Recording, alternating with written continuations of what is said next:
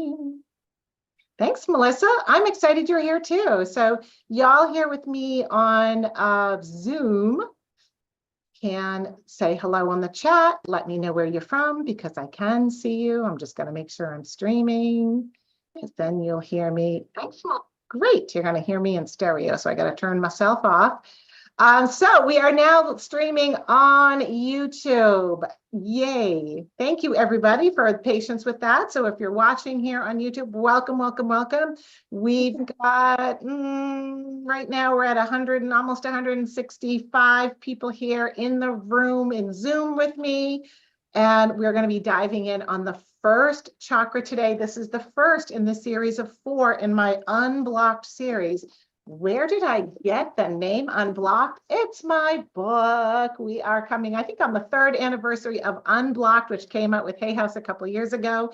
And it is all about using the 4 lower chakras to transform your life, to step into your empowerment in real ways, not in mystical ways that are very spiritual and not seen, but in ways that are concrete, that are grounded, that show up in your real life and have a spiritual component as well.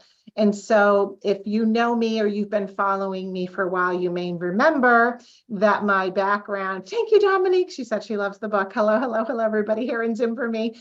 You may remember that I was an engineer to start. I had 18 years in corporate America as an engineer and then in management and doing all sorts of team building and mentoring and change management as I went through different companies, working with customers and clients in a very technical role as a chemical engineer. And then I switched careers into this personal growth field, but I bring that engineer to it because even when we're talking about the chakras, which no one here, but I know someone could say that sounds a little bit woo-woo, a little energy, a little spiritual, a little meditate on a color. But for me, it has to be real, practical, grounded, and work. And so in this live stream, I'm going to walk you through a 5-question assessment. We're starting today at the first chakra, and then I'm doing 3 more of these in this Unblocked series. Just like my book, we cover chakras 1 through 4 as those empowerment chakras that really empower and build and power your life with energy. And today's so important. We build on the foundation of the first chakra. And again, I'm going to walk you through these 4 really important questions. You're going to do a self-assessment on each of these questions for your first chakra, and you are going to rate yourself. And for those of you who are here with me in Zoom, and for those of you who are here with me on YouTube, you're just going to put it in the chat whether on each of these questions where you rate from open and flowing to restricted to blocked at that chakra. And by the way, these are not secret assessments. I give these out. Some of you already have the assessments and have downloaded them. And if not, we will give you the link over and over because I know you will ask of how to get these 4 chakra assessments. And I want to talk about why the assessments themselves are important. It's not just a tool for me to help you. Assessments in general are important. So we'll go, great question. Somebody here in Zoom, how long are you going to be talking for, Margaret? So I plan this to be about an hour, which sometimes with my friends on YouTube, they're like, yay, because it gave me time to run and get on to this live stream. But that being said, if there's questions, I have been known to go over when there's great questions and conversation, and whoever needs to go can go. And the long deep divers in the faithful will often stay on as we get into more deep dive stuff. So I want to start off by thanking you all again for coming. I'm just going to take a look here. Wow, there's 189 of us already just in this Zoom room together. I love you guys. You're amazing. Thank you for always showing up for me. And we've got more and more joining on YouTube, which is great. So let's start talking about the first chakra. What is the first chakra? Well, I think Carolyn Mace was one of the first people to talk about chakras as your energy anatomy that is just as structured and real and specific as your physical anatomy. And so the first chakra is the foundation. Yes, Melissa said the root that everything builds on. And I like to say the root of all problems is in the root. It's in the word itself. And so for the first chakra in the chakra world, the color is red, the first color of the rainbow, right? Red. And it sits energetically right at around our coccyx bone, where is that bundle of nerves that sort of runs your nervous system. And the first chakra as a level of consciousness is that first level of consciousness when you are born out into the world and you realize, oh my God, I have a physical body, which means, and I'm in this world. If I'm not taken care of, my physical self, my life isn't safe, won't be taken care of. And so our first chakra is like this level of awareness, this consciousness of, I need to be taken care of. I need food. I need warmth. I need to survive, because it's possible that I don't survive without all of those things. And that is a lot to be aware of. And so how does the first chakra get created? It's our nervous system, right? Running as a baby. Am I safe? Am I loved? Am I being soothed over and over? Is there this painful feeling in my body? Hunger that then gets taken care of. If I cry out in some sort of pain or discomfort or overstimulation, does someone come and attend to me? And in that way, the first chakra learns whether or not I am loved. I am valuable enough to be on this planet in a way that is taken care of, like I'm wanted. I belong here. This world has some dangers, but it's also a safe place for me, and I'm supposed to be here. I want to be here.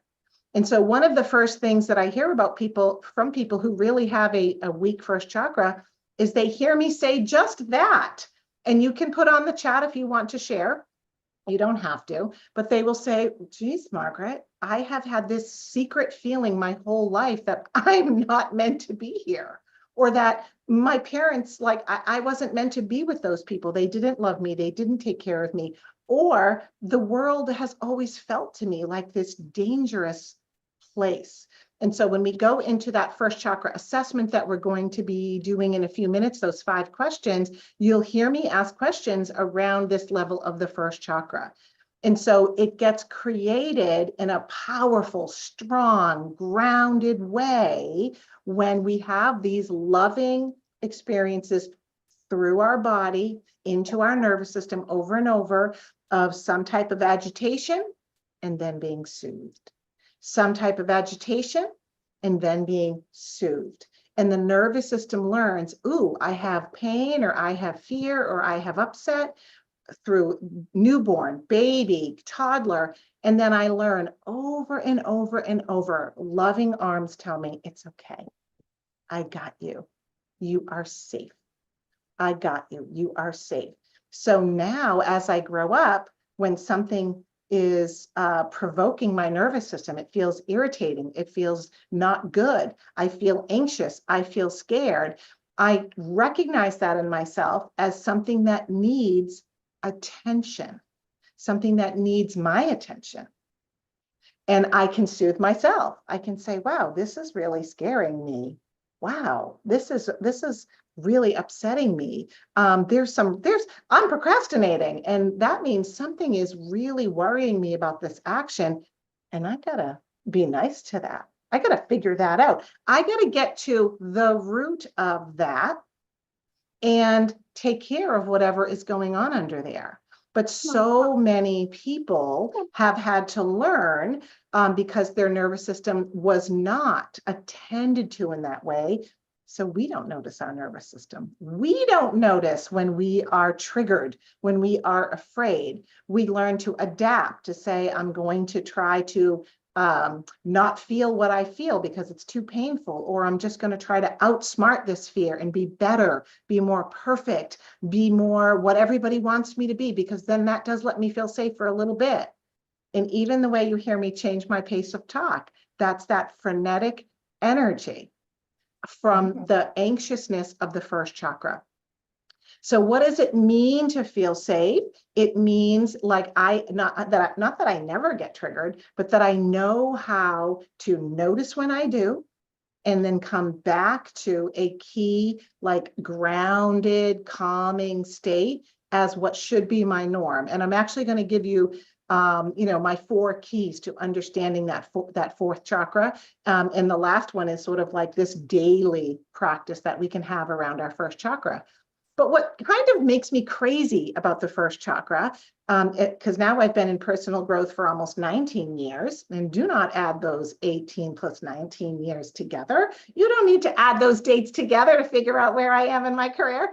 But now that I've been in personal growth, I have seen years and years and years from my colleagues, for people who come and do my programs, that they're trying to solve most of their problems up here, or even with mindset in meditation. And meditation is wonderful, it is beautiful, but it can sometimes miss that what we have is a first chakra issue. If you are a success-focused, achievement-oriented person, one of the biggest ways we try to solve a first chakra issue is often by getting a strategy, or learning something new, or perfecting more, doing more, convincing and proving more. And nobody sees that it's actually coming from the first chakra. And so it makes me a little crazy that the first chakra is undervalued. And as a matter of fact, so many times when I have personal growth conversations with people, whether they're colleagues or other speakers, and they come to me to ask, like, oh, I heard what you said, Margaret, and, I know I'm with you on this panel, but I also have a question for you. What I'm hearing in them is a lot of that frenetic energy, or a lot of overworking, workaholism, the daily pace is intense and frenetic, and they never see it from a first chakra perspective. So they're never solving the right problem. They're never solving where the problem started. And what are they asking for? More techniques, more strategies, more ideas, more different ways of thinking, right? They're using very esoteric techniques, and it's not getting to the root of the problem. And so with the first chakra, often underneath perfectionism or not feeling worthy is a first chakra issue. It also will really show and reveal, how do I treat me? Our body knows the first chakra issue. Our body knows what we're afraid of. Our body is holding the score, as has been said in the trauma industry, right? Our body remembers and knows even when we don't. We might be avoiding a conversation or stepping up in some way, and we don't know why we're procrastinating, but our body does. Yeah, our body does. So when we self-diagnose at the first chakra, your mind is not a reliable witness. So I want that to sink in, right? Your mind, when it comes to a self-diagnosis of where am I on the first chakra scale, your mind is not a reliable witness. There are some people who say, yeah, I do know I'm anxious, or I literally never feel safe if I'm in a group. I'm not safe seen. And then there's other people like myself who never in a million years thought of myself as anxious, because I'm just going to mobilize and do it and get it better and make sure that I'm perfect. And then when I show up, it'll be all fine. And so our mind is not a reliable witness when it comes to this. It's what the body knows.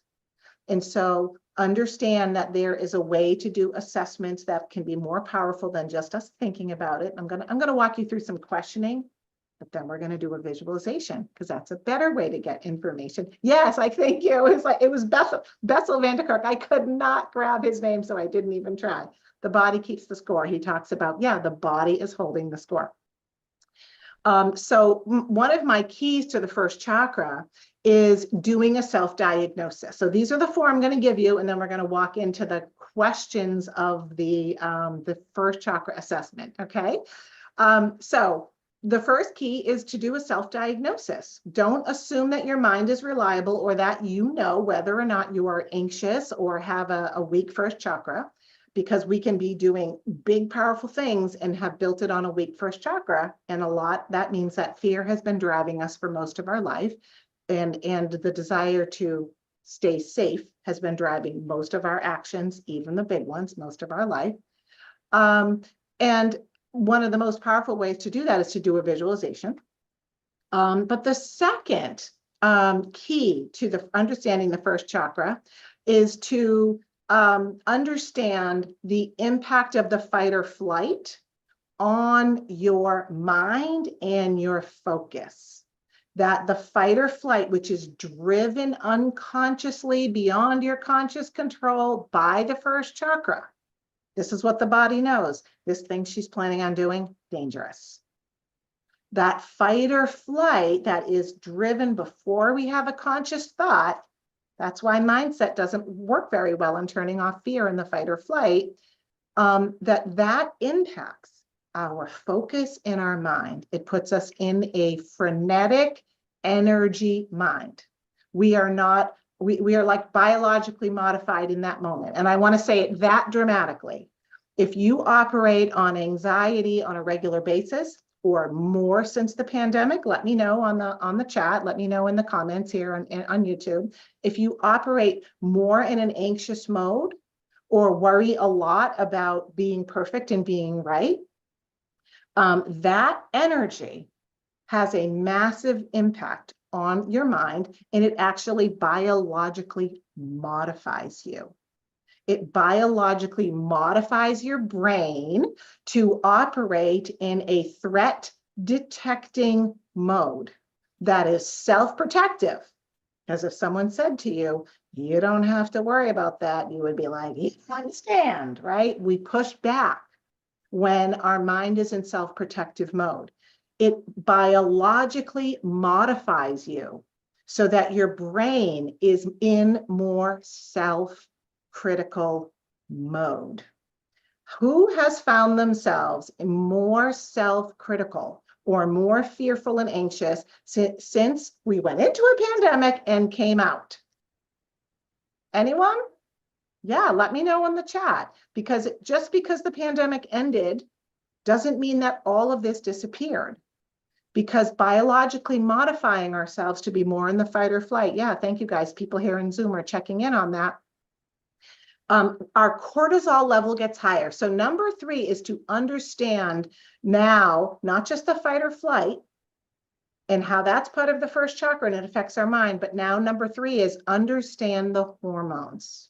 Biologically, neurobiologically modifying humans into someone that runs higher in cortisol, which affects all of our other hormones, right? That's why I talk about having not just a mindset shift, and believe me, there's a place for mindset, but to have a brain-body reset. A brain-body reset. And in the first chakra, we're talking really clearly about that way the body runs on fight or flight that can be wired all the way back to, as someone said it on the chat, a traumatic birth or birth trauma or neglectfulness or parents that were just overwhelmed themselves and couldn't be there for you, or something that happened in childhood that made everyone not feel safe and you felt it through your parents' systems, or parents that were really critical and you felt that through your nervous system, that lack of soothing.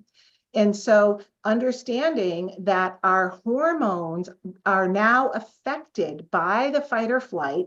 And when we go into high cortisol, which happened to everybody in the pandemic, we can get stuck there because high cortisol in the brain-body system can start a self-reinforcing cycle, right? A self-reinforcing cycle, because when we have high cortisol, we are more threat detecting. And when we are more threat detecting, what the biggest way that we can get hurt or annihilated or criticized or attacked, it's by us making a mistake. And so a threat detecting brain looks at the self and goes, holy cow, you're going to be criticized, attacked, called a fraud. You're not good enough. Are you good enough? Are you really thinking you're good enough? Is that really going to be possible for you? And so high criticism increases when we are in high fight or flight. Also criticism in general, right? When we're stressed, we are more critical of other people. And so that high stress turns up the cortisol again. There's nothing like self-criticism to reach inside your body, grab your cortisol button, turn it up. And so you can be stuck in a cortisol loop. Cortisol is the brain body system, the first chakra, the nervous system is also saying, I recognize danger even when this happy little, I think I'm going to go after this goal, even when this doesn't, will also biologically modify you, neurobiologically modify you so that you have less dopamine. Who knows what dopamine is good for? Put it on the chat, put it in the comments. What is dopamine important for? What is dopamine? And I can see people quickly Googling it, right? Dopamine is that drive hormone. It tells the brain, oh my God, this reward is going to be so good that it motivates the system. Yes, everyone on Zoom is a genius over here, right? It motivates the system to say that the reward, oh my gosh, the reward. Oh my gosh, honey, the reward. You need to get after this prize. And so what happens to dopamine when the body says, that's actually terrifying, and I'm probably going to get criticized, and people aren't going to like it. And if I act that way, people are going to push back, and they're going to criticize me or question me or ignore me or abandon me or stab me in the back. And so all of that dopamine goes away. The other thing that happens in high cortisol is that it affects all of our other hormones, right? And so, yes, it affects men in their testosterone, which has a negative effect on everything. And it affects women in a really big way on their 3 hormones, which includes not only testosterone, but progesterone, which is sleep and feeling emotional well-being. And so when we're in high cortisol, you can't have high cortisol and progesterone at the same time. This is why so many women had more sleeping problems during the pandemic or moments of high stress. And now what happens when you're not sleeping to your cortisol? You see the function that I'm talking about here? And so what about estrogen? Estrogen is actually the hormone of social courage. It does a lot of things, but in our character and our behaviors, it gives us that social courage. And so high cortisol also chips away, because you just can't make all these hormones at the same time. You preferentially are making cortisol because your body is saying, I'm in imminent danger. And again, it makes me crazy when people are looking a million other places, or they're saying, why aren't I motivated? And then they blame themselves again. And then we have this circle going on. So number 3, these keys, right? The first one is self-diagnose. Don't assume your mind is reliable on where you are. And that's why I'm going to give you this little assessment. Number 2, understand that fight or flight impact literally on the focus in your mind. If you find yourself unable to focus, it's a first chakra issue. No one thinks of it that way. It is. Number 3, understand the hormones, how cortisol interacts. It's a first chakra brain body issue. And number 4, the final one, is that to tackle the issue of first chakra, it is a twofold piece. It is daily progress, right? A little bit of tapping every day. No word tapping. On here on YouTube, I have all sorts of, I have all sorts of long videos of tapping, but I've also been making a lot of hacks, tapping hacks, to show you that you can literally just walk around your house doing this with or without words. Because the tapping, which by the way, I did not make up, because I get that question sometimes on YouTube. Did you make up this weird tapping thing? It is a clinically proven technique. It's been around for over 30 years now. Turns down the fight or flight, clinically proven to do what? Drop your cortisol levels within minutes. So I don't want to be neurobiologically modified human walking around at less capacity. So I will walk around my house and just do a little bit of this. When I get in bed at night, I will do a little bit of this. You can tap on the sides of your finger, right? I'll just do this because, at bedtime, might want to do all these tapping points. Just do a little bit of that. And within seconds, I will go, oh, I feel so much better. I didn't realize I was keyed up. Now I feel so much more relaxed. And so daily progress and deep dives. Yes, we all need a deep dive. We all need to go do a longer process to clear out some of our specific things. And so many people here are putting on the chat here in the Zoom room that we're live streaming from, that this is relating to them, that they had birth trauma, that they walk around anxious, that they know they have a perfectionistic side. And so, yes, having what I call more of a deep dive, which I'm going to start to talk a little bit about today. And of course, this whole Unblocked series, if you're loving this series, and again, this is class 1, we've got 4 classes coming to walk through Unblocked. Someone did also ask about, what about the upper chakras? I will be talking about that next week. What about the upper chakras, Margaret? How does this lower chakra work affect them? But I'm also going to be starting a new series that I will be offering you to jump into on how to use this work with clients, with other people, to do these kinds of assessments with people. And again, the assessments are not a secret. I'm going to walk you through it, but I am giving you these assessments. And I want to show you more how to use them and why to use them. So daily progress, slowly over time. We don't just fix it once. Sometimes when we have a really great technique, we think we just need it once.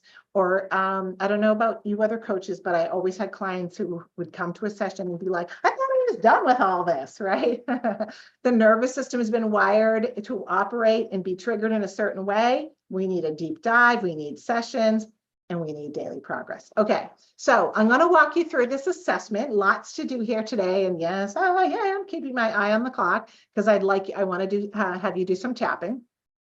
But this is your chance to really get clear. And I really want to hear from you here, whether it's on YouTube, because we're seeing that too, as well as here in Zoom, what your answers are around these assessments. And again, it's only 5 questions, I believe. Let me skip to the end and make sure I'm not. Okay, it's 6 questions. I was wrong about that. It's only 6 questions. But why do we do an assessment? And so for you that are coaches or thinking about coaches, you can listen up for a second to this part, right? Why do we do an assessment? What's good about doing an assessment? Well, an assessment gives us a clear, a clarity about where to start. In this case, it's going to give you a clarity about you, but as a coach, it gives you a clear start on this client of like, what do I need to see about their first chakra and how they are operating at a honestly neurobiological level or a first chakra level.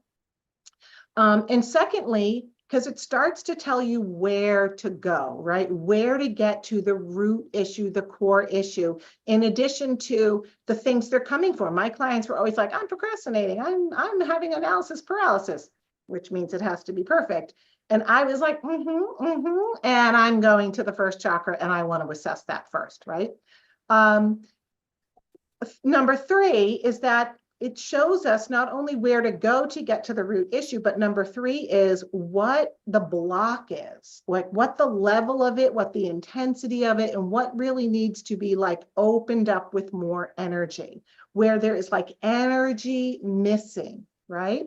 And so the 4th thing is, how do I move that energy up through the system? It starts to show me at this chakra, what's the energy that needs to be restored, rebounded, filled, moved up through the system so that the other chakras now operate. Because again, first chakra is the foundation, right? And by the way, for those of you who are into physical stuff, right? What are physical first chakra issues? In the work that I do, these are called like the fringe benefits. because I'm working with, I'm procrastinating and getting stuck. I need to move forward. I want to feel more empowered and joyful. So what are the fringe benefits? Well, first chakra issues are your bones, issues in your bones, issues in your gut, issues in autoimmune systems, and issues in your money. Money is a first chakra issue. People who have a weak first chakra have trouble holding on, even if they earn it, holding on to the kind of money that would let them feel safe, secure, soothed, taken care of. Yeah, it's a safety issue. Thank you, Natalie. Okay, so are we ready for this assessment? Yeah, all right. Thank you, guys. Okay. So this is your first chakra assessment. Ready? I'm going to ask you these questions because everything builds on this, and it's the most unconscious chakra we have. That's why your mind is not a great resource in checking into your first chakra. So I'm going to ask the same question. The first two questions are the same thing, but asked in a positive and negative because we get different answers. So each of these questions, I'm going to ask you, how true does it feel? 1 is always going to mean it does not feel true. And 10 is going to say, yes, Margaret, that feels 100% true. And wherever you are in between on a scale of 1 to 10, and that way we can kind of measure, right? And then I'll tell you what the scale is for what is blocked versus open and flowing. So here's the question. I want you to take a breath and you can even close your eyes for a minute, feel into your body. And imagine that you could kind of go within and say the words, I truly feel safe. I truly feel safe. How true does that feel on a scale of 1 to 10? 10 means totally true. Totally true. 1 is not true at all, which means pretty blocked first chakra. Anywhere in the middle, 5 or 6, we're getting some 5 and 6s, is a restricted first chakra. Okay, so we're getting 5s, 3s, 5s. We're not getting a lot of high numbers right around totally true. And so I want you to, get your number down and then note for yourself, right, whether that is the 1, 2, 3 blocked. Is it more in the 5, 6 restricted? Are you more in 8, 9, 10 open and flowing? Right? Fabulous. If you're open and flowing, it's like strong first chakra. You probably handle money well. You probably feel really grounded in a lot of situations. You feel your confidence inside, even if someone tries to rattle you. And then so assess that for yourself. And now we're going to go to the second way I'm going to ask it, the opposite. So I want you to take a breath and feel in again. Because this is a when I go within, I never really feel safe. I never really feel safe. How true does that feel when we say it in the negative sense? I never really feel safe. And for some people, this can bring up tears because they'll say, Margaret, I've never, ever felt safe. And they've never actually said that out loud. So 10 means it feels true. Yeah, so great comment from Lucy. She says, it depends on the subject. Yes, right? In my personal life, I don't feel safe or I feel safe versus in a work situation or the world. So I will challenge people to say, think about the thing you want to check in on. Is it this thing I'm endeavoring to do, this goal, this conversation, a hard conversation I need to have with someone? In that situation, how do I feel? Right? Sometimes I know for me, it's like when something comes up in money that used to just panic me. And I'd go, oh my God, where is all this I don't feel safe coming from? I feel incompetent. I feel like danger. Or something goes wrong on the computer, right? It's like all of a sudden I feel this massive anxiety. And so, yes, it can also, it's a great thing to test subject dependent, right? So Sally is sharing that she is a 10 for true. I never really feel safe, but she was also like an 8 for I feel safe. And that's why I ask it both ways, right? That's why I ask it both ways. Often people don't want to say something negative, and I'll say, I just want you to, it's not going to hurt you when you say, I never really feel safe. But we're trying to get beyond what the mind would say, like, no, I know that I'm, and get to something more real underneath. So that's part 2 of question number 1. Question number 2. And these are not going to sound like typical first chakra, what you might think questions, okay? When I make a mistake, or I miss something, I missed something, I feel a rise in stress, and that makes me anxious and on edge. On a scale of 1 to 10, how intense is that? Like, is it a 10? Like, I made a mistake, I missed something? Because I'm not even saying, this is like you're doing surgery. This could be in just everyday life. I missed something. I put your yogurt back in the fridge. Is it a 1? Like, no, I don't get a rise. So when I make Where do a you want mistake this? or miss something, Over there. yeah, Bethany, can you find someone who's unmuted? Thank you. When I make a mistake or miss something, I can't believe I missed that somehow. I feel a rise in stress in my system. So 10 would be blocked, right? 10 is blocked, 5 or 6 restricted. And if that's a 1 or a 2 for you, right? Fantastic, open and flowing. Okay. Number 3, when I think about my absolute right to be here, to be seen, to be heard, to want what I want and to go for it, I secretly doubt that I've earned it enough or proved it enough, that I've done enough to prove or earn those things. And others probably doubt it too. I secretly doubt. I'm not sure I've done enough. I'm not sure I've proved it enough. And I think others are going to doubt it too. So if that feels true, that's a 10. Yeah. And this is where sometimes we will see a difference. If you have been in a, in any community of people that has been restricted, that has been put barriers for you, right? So I only know the barriers I'm up as a woman having a career, right, for many years of secretly doubting as an engineer in a room full of men that the question that I'm going to ask is good enough, smart enough, isn't going to make me look bad. And experiencing that everyone else in the room had a lot more ease around speaking off the cuff or making a mistake or asking a question we've already covered. But if I did, right? So that is a life situation that adds to that first chakra issue. Yeah. Awesome. Okay. And so a 10 on that, yeah, is blocked. A 5 or 6 restricted, more work to do there.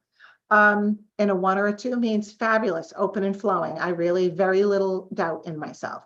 And these are things that change over time when we do the work. So yay.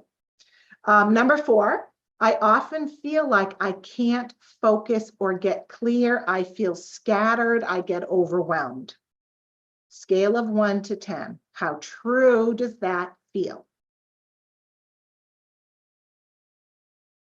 And so this is where you hear, this doesn't sound like a first chakra question, right? You're like, Margaret, where is the swirling red light?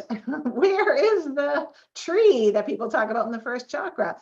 When you can't focus or get clear, when you feel scattered and overwhelmed, the root of the problem is in the first chakra. Yeah, so we're getting some pretty high numbers on that one. Yeah, some pretty high numbers. And so when it comes to certain things, right, our first chakra can be very, very locked. Okay, number 5, this is another important one that people do not think of as first chakra. But if you're a coach and I'm giving you these assessments, I want you to see how this is a way to assess a client's first chakra. So you can see all the aspects of the root of the problem.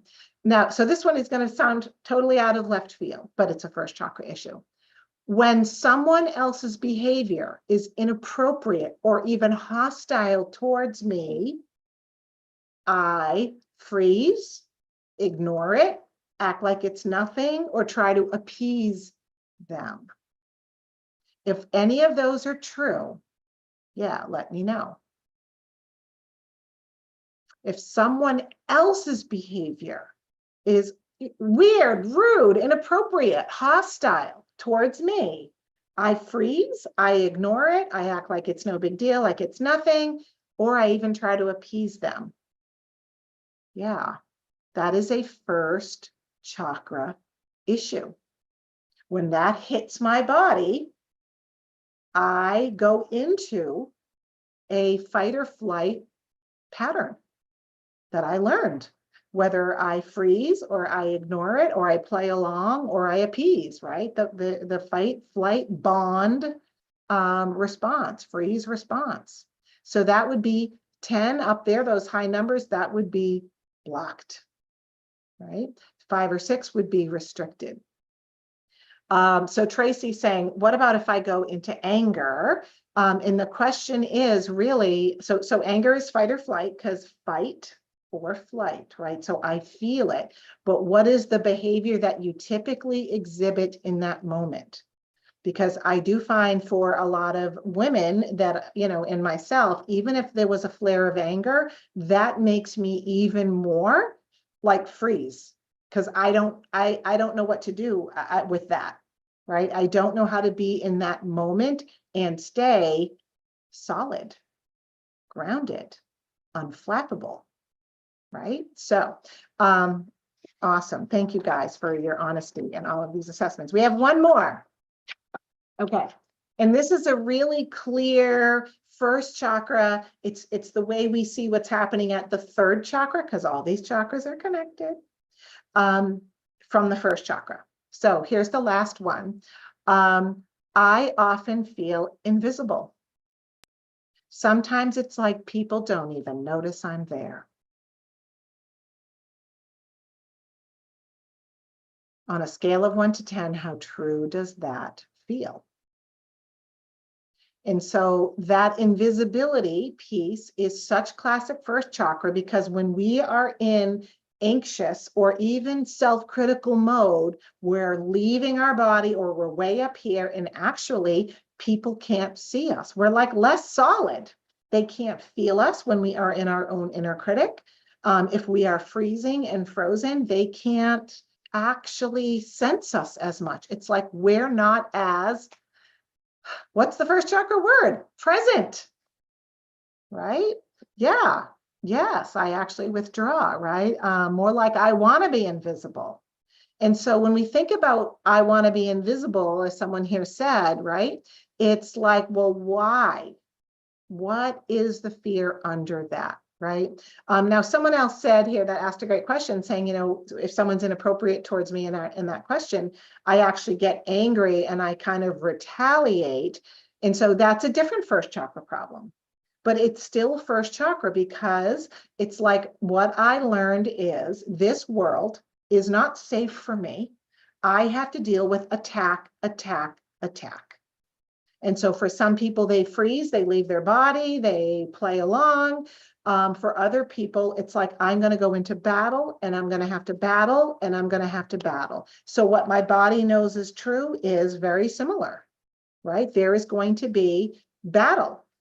And either I can't do that or I have to do that, and it's not going to be good. It's not going to be good for anybody. So our body will still hold that energy. And so it's a slightly different issue, but it's still a first chakra issue, right? I need to feel more solid because I don't trust that I'm safe. I don't trust that I can be in a situation and be totally unflappable and grounded, right?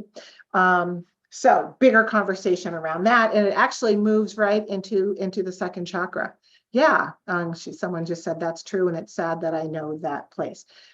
So thank you guys for assessing your chakras with me. There's many, many aspects of each of our chakras, but I do laser focus in on the ones that show up in our behaviors in everyday life, because the kinds of clients that I have always been helping are the kinds of clients who are saying, like the subtitle to Unblocked, quick commercial for the book, is tapping into your chakra empowerment energy that starts at the first chakra to reclaim passion, joy, confidence, right? Not just to go into a spiritual place, but to actually reclaim more solidly on this planet. I do want to be here, and I have proven myself enough. And it is time for me to feel powerful, feel strong, feel my confidence in a way that doesn't disappear if I make a mistake or miss something, or someone is rude to me or says, I don't believe you're good enough. My confidence stays solid. It is time for me to be into that place. And so these are my assessment questions. I invite you to use them with people in your life. That would be a great exercise to do before we come into the next class, especially for you that are coaches or aspiring coaches. Do some of these assessments before we come into our second chakra live stream. But let's walk through some of the tapping that we can do now to learn how to start to shift that first chakra. So I want to just kind of tune in to some of the things that have been said on the chat, and we'll do a group tapping right here together for our first chakra and see what it's like to not only move some of the fear, because tapping turns down the fight or flight, but it also does something else, like this miraculous little thing, this tapping on acupuncture points that is clinically proven. Turn down the cortisol, turn down the fight or flight in the system. And it also turns up, brings back online those feel good endorphins. So, as I said, I don't want to be neurobiologically modified by fear or anxiety that if I make a mistake at work, oh my God, I think I'm going to die. I want to have my own control over that so that I can neurobiologically remodify myself to be in my calm, grounded, most laser focused, resilient place. That's the gift of the first chakra. Calm, grounded.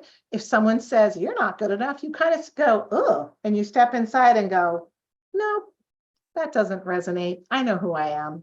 And you stay in that unflappable state. That's what I want to be able to do. And that's why I love bringing this tapping. Okay, so we're going to start with some of the negative.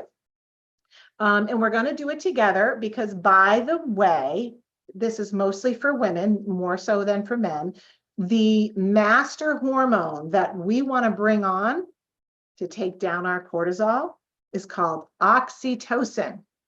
Now, oxytocin is great for men too, but for women, it is a de-stress hormone. It literally turns down the cortisol as well. So when we do this together, as someone here said, yay, the power of a group, not only does tapping help to bring that on, but doing it as a group in connection, you guys connecting, comment to each other, supporting each other, that brings on oxytocin. And for us women, like, you're welcome, guys, it's great for you, but for us, super powerful. It's like our superpower hormone that brings all down the cortisol and brings all of these other good things back online.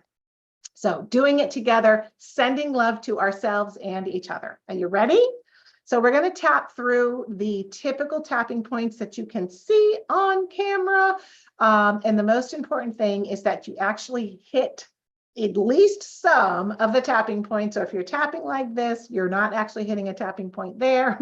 So I'm going to walk through them. I use 2 fingers on my face so that it's a little bit easier to hit the tapping point. There's a little more wiggle room there. And I use the eyebrow point, which is here on the eyebrow, right here, not up here, as this is how one of my sisters taps. Nope, that's not it. Right here on the eyebrow, and then on the side of the eye, edge of the bone right there, under the eye, center of the eye, edge of the bone, lightly tapping. If you're new to my channel, you're like, what is this? If you've been here forever, you've probably seen a ton of my videos. We're heading towards 7 million views of my videos by next year. The next tapping spot we're going to use is right here in between the nose and the lip. The next one is here in the cleft of the chin. Yeah, you can do both sides. I usually do that. Why not? Unless I'm drinking my coffee and I'm tapping with one. The next point is the collarbone point, and it's right here. If you find your collarbone and these pointy bones here and you come down, it's kind of an indentation there, right there. I usually do both. It feels really good. I'm going to do top of the head. I might not do the underarm because it's a little awkward and you kind of can't see it anyway. There's more tapping points, but these are the ones we'll use, okay? And so let's just start. You're going to repeat after me and take a big breath. We're just going to start tapping here and take a big breath. And repeat after me. I honor my first chakra and everything it's holding in all the ways it operates in trying to keep me safe. Wired into my first chakra are lots of beliefs and experiences that say, the truth is, I'm not safe. Maybe I've never felt safe. And that's really hard. Not feeling safe. Not feeling secure. Not feeling safe on this planet. Not feeling safe with other people. Not feeling safe that I'm good enough. Not feeling taken care of. Like someone's got my back. And that's really hard. And I don't even really notice how often, how many things trigger I don't feel safe. Anxiousness, being scattered, losing my confidence, questioning my value, scrutinizing my mistakes, all the things that come from an anxious mind. I don't even often notice all the things I forget about when I feel anxious. I forget me. I forget my confidence. I lose my courage. I lose my resolve because the fear bypasses so much of the real me and makes me spin. I honor my first chakra and all the secret fear it carries for me. Fear I'm not good enough. Fear I might fail. Fear of death. Fear of criticism. Fear of attack. Fear of abandonment. Down in my body. Ugh,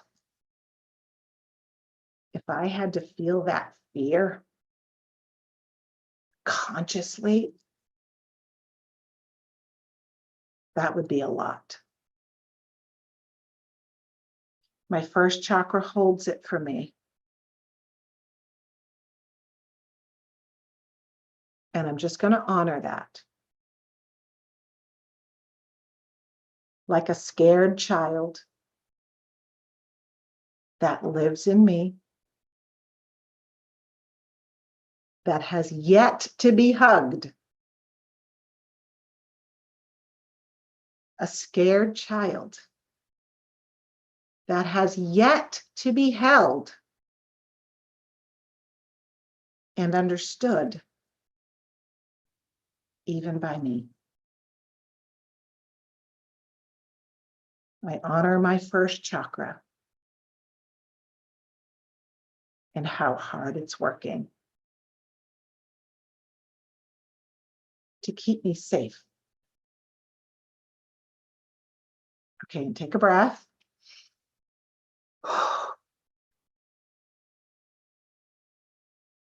So I just want you to feel into your body and then take another breath. And I want you to close your eyes. And sometimes that gets a little easier. Tapping can tend to you feel that little bit of buzz coming down. So feel the chair supporting you. Close your eyes. And I want you for a minute to imagine that behind your eyelids, there's a movie screen there. That on the movie screen of your mind's eye, you could use your imagination to paint a picture or get an impression of the scared child that lives, that is running in your first chakra. This is the visualization I mentioned. That is a key way to work with the first chakra. It's like opening a door to an unknown part of ourselves. And you can do it if you want. So just be curious about what can form in the movie screen of your mind. Is it a baby? Is it a newborn? Is it a toddler? Is it a child of 6 or 7? What appears for you as the scared child, the shaky child that has been alone, unseen, unhugged, with no safe place, no lap to crawl into, no eyes to gaze into theirs to say, it's okay. I got you. You're okay.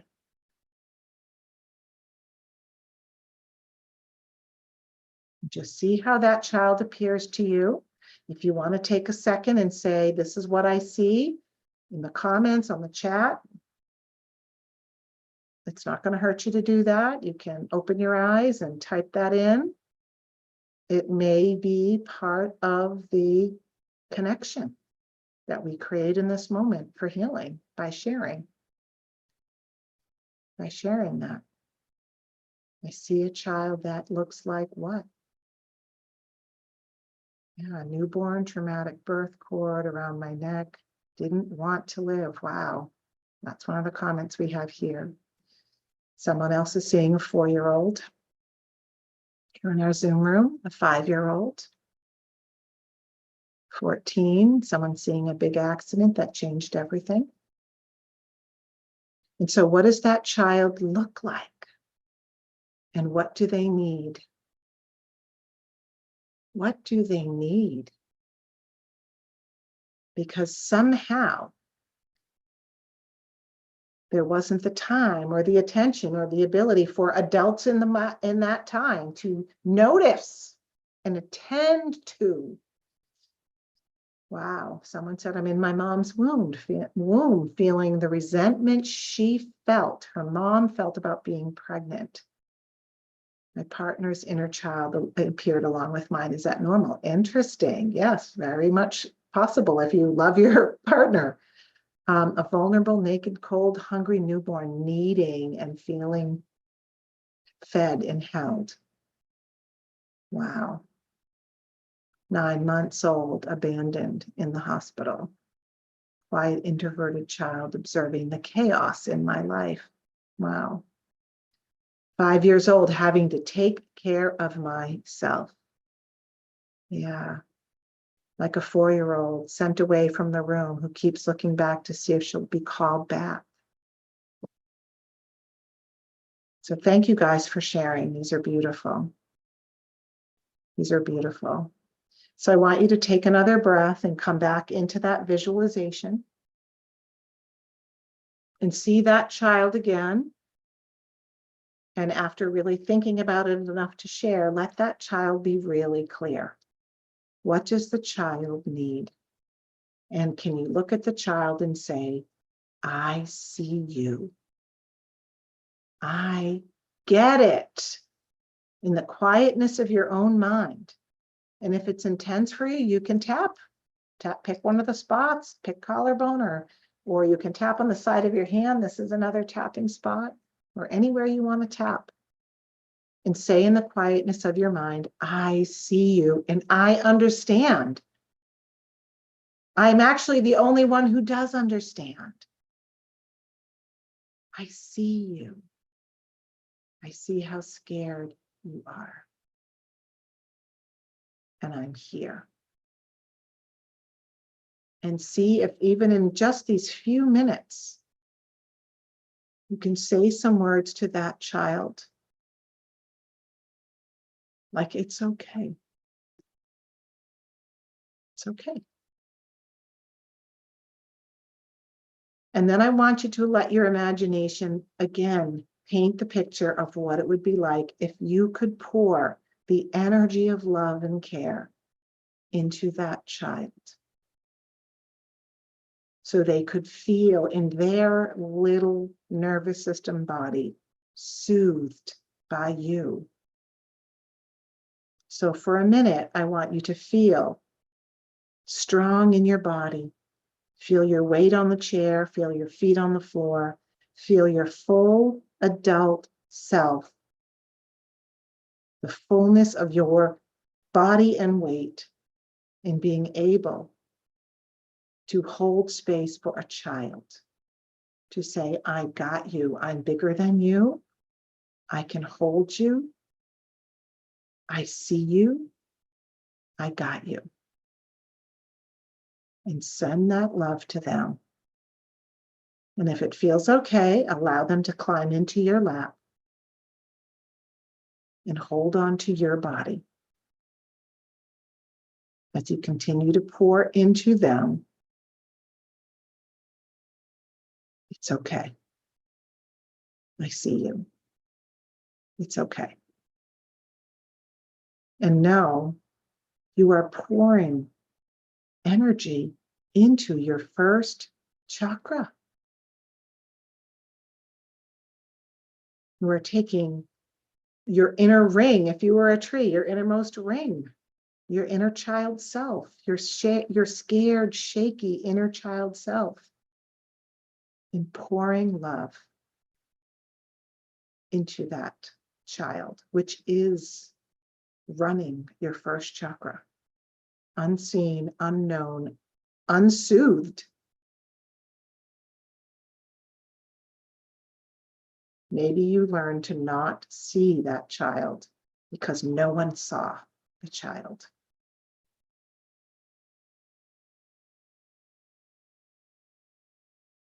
And then feel again your feet on the floor and really feel your feet.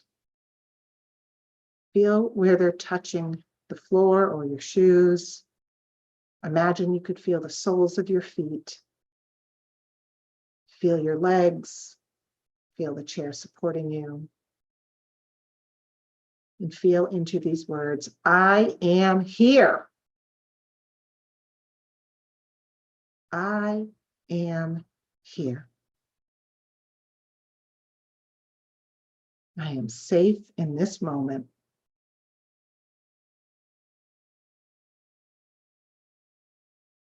I am here. And know that your body, which is part of your first chakra, at an autonomic level, at a divine intelligence level, Your body loves being here. Your body wants to be alive. Your body loves healing. Your body's supporting you.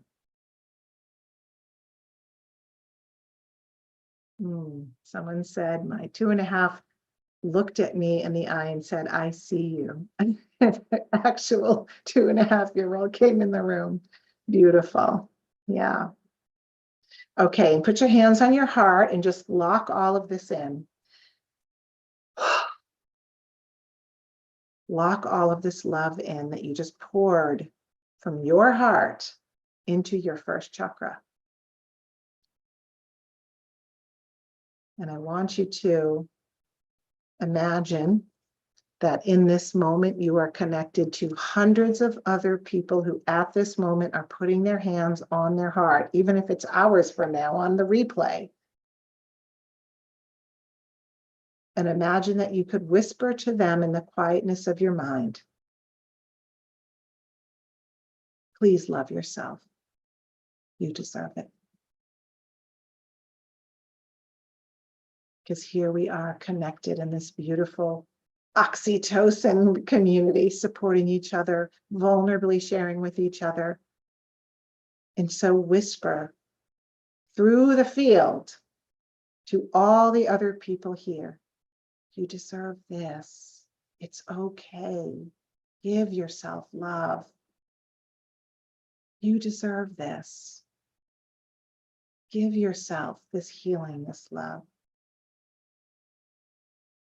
And now imagine hundreds of beautiful, loving people putting their hand on your shoulder, saying, with me, you deserve this.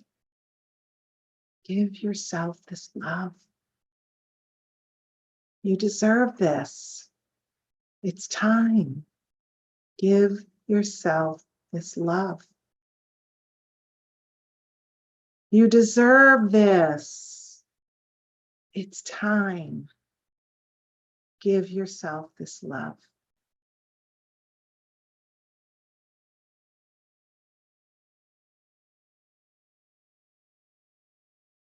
And take a breath.